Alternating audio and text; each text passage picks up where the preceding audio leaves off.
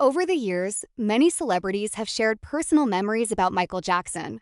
Some were funny, some were surprising, and some revealed a side of him that few people ever saw. For most teenagers, a phone call from Michael Jackson would be impossible to imagine. But at the height of High School Musical's success, Zac Efron received a call from the king of pop himself. I know that Michael Jackson was a real hero of yours, and Yeah, all of so now did you meet him or you didn't meet him? There was No, I talked to him on the phone. Yeah, so Spoke with him on the phone. I was like, hello? And he goes, oh, this is Zac from High School Musical? And I was like, yeah. And he was like, oh, I love what you do. I'm a huge fan. I love what you do. And I lost it. I just lost it. I lost my balance. I think I fell over into the wall. I was like, do you know who I am? And I just started crying. I was a mess. Like, literally, I was just making a fool out of myself. I, like, slid down to the floor pathetically and professed how much I loved him. Said, like, you're my hero. You're the reason I do what I do. Like, thank you so much, Michael, for everything. And thanks for showing me how to dance, how to be, you know, how to believe in myself, how to I don't know, how to shine, you know? And that made him cry. They were both crying to each other on the phone. And he ended the whole phone call conversation with something along the lines of, hey, Zac. And I, like, stopped crying for a second. He's like, isn't it awesome? And I was like, what? And he goes, dreams really do come true, don't they? And I was like, I was like, Michael, you can't say things like that. You're killing me, man. Unlike Zac Efron, Russell Crowe had never even met Michael Jackson. But that didn't stop Michael from finding a way to make him laugh. what was the thing with Michael Jackson? This is such an odd story. What? Oh, he just got into the habit of wherever I was staying, he'd just call the hotel and ask for my room and put on funny voices. And I know, I'd never met him, you know. And the thing is, the first couple of people that I said it to, I was like,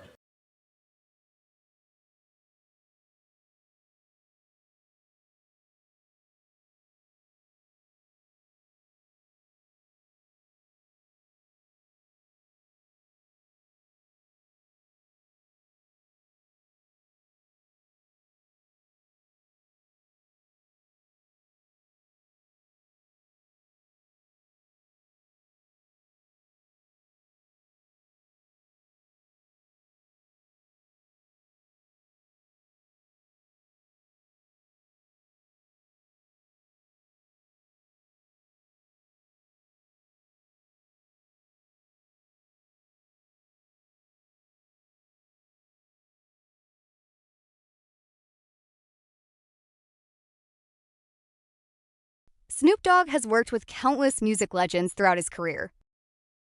But even he was surprised when Michael Jackson called him about a project. I gotta ask you, did you ever meet and spend any time with Michael Jackson? Yeah, me and Mike got a song together. I don't know if it ever came out. I'm telling you right now, it did not, because I would already known if it did. When did that happen? It was some sort of project he was doing, and what was crazy was, right, he called me. So to hear his voice on the phone, he was like, "Hi, it's Michael." I'm like, "What's that, nigga?" He was like, "Well, first of all, my mom says that you look like someone in my family. We could be related." I'm like, "Serious, cuz? So what you need me to do, Mike?" "I have this particular track, and I want you to sing on it, and just do whatever you want to do." I'm like, "All right, cuz, I'm gonna handle that. I'll get back at you, cuz." And that was a conversation with Snoop Dogg and Michael Jackson. That was it. I went to work. I wasn't about all that talking. Come on, Rosenberg. I was infatuated when I hung up. I was like, "Nickel, I was just on the phone with Nickel. Nickel, that was Michael Jackson, Nickel. Not Jermaine, Nickel. Not Joe. Not T.O. No, that was Michael." Did you ever see him in person? Yeah, look, it was a dude named Christian Audige. He had that clothing line. I forgot what Ed it's called. Hardy. Yes. Yeah. Yes. LA talk. Here comes Save Florida. that. Yeah, Save yeah, that. yeah. It was a big And he thing. was a boss. He Yeah. would spend like $300,000-$400,000 to have you come perform like 3 songs. It'd be me, Michael Jackson, whoever else. And Michael Jackson's trailer was right next to mine. and we was blowing like a broke stove. And Mike opened the curtain and looked over and said, "Hi, Snoop." I said, "You want to hear something, Mike?" "No, thank you." That really happened? Yes, sir. While many celebrities only met Michael Jackson briefly, Chris Tucker became one of his closest friends.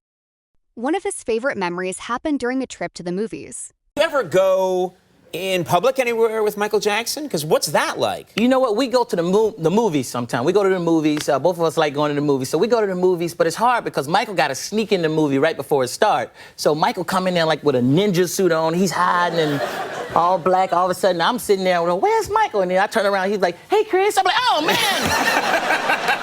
How long you been here?" "About 5 minutes." "I'm sorry. Did I scare you?" "Sorry, Chris." And then, we sneak in, all this stuff. He sneaks in at the last minute. He does all this stuff. Security bring us popcorn and stuff. I'm like, he's trying to hide, Right. Here you go, Mr. Jackson. Yeah. And then all of a sudden, we watching the movie. He's the loudest person in there. Really? Yeah, he's watching the movie like, hee.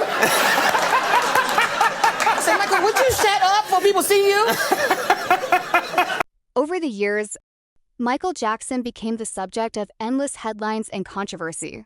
But for Akon, the man behind those headlines was very different from the image often presented by the media. Just the most amazing dude. And what I loved about him the most was that his biggest sacrifice and his main purpose was to always make sure in his life that kids lived comfortable.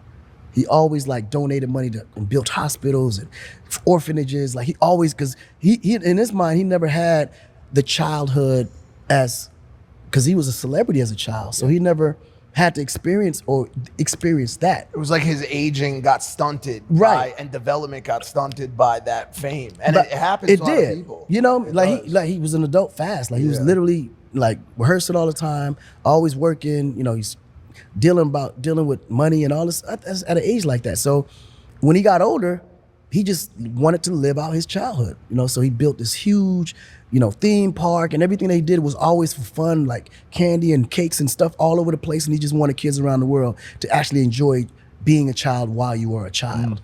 And it was hurting for me to see how the media would try to take that and try to flip it to make it seem like he was some kind of, child or some shit. That shit was horrible, man. Because when you meet him, you'll be like, he has a pure soul, bro.